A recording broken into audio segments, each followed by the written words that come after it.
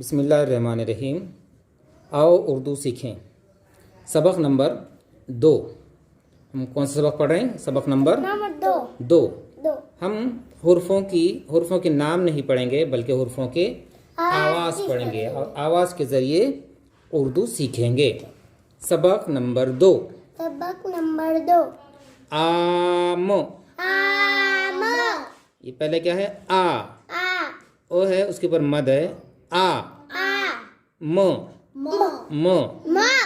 आम। आम देखे आपने?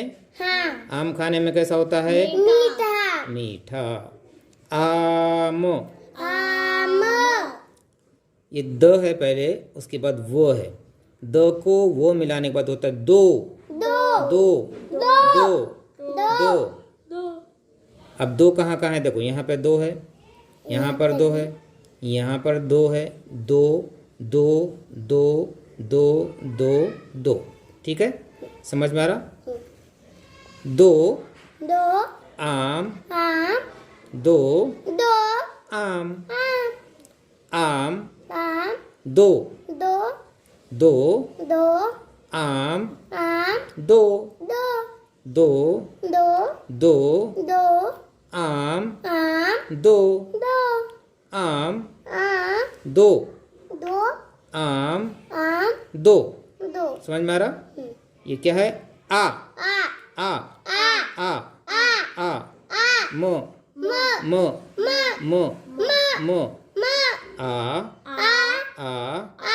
आ। ठीक है, इसको लिखते कैसा है हम देखेंगे। ये पहले सीधी लकीर बनाना है, सीधी। ये है ओ।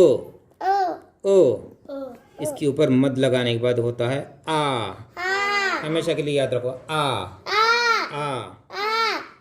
अब म के वास्ते गोल छोटा सा दायरा बनाना है और फिर उसको सीधा लेफ्ट में लेके थोड़ा सा नीचे।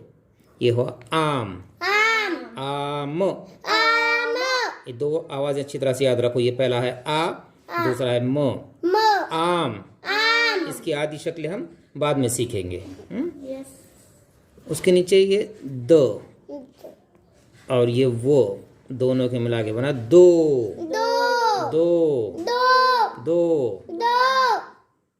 आ म। आम। दो। समझ में आया?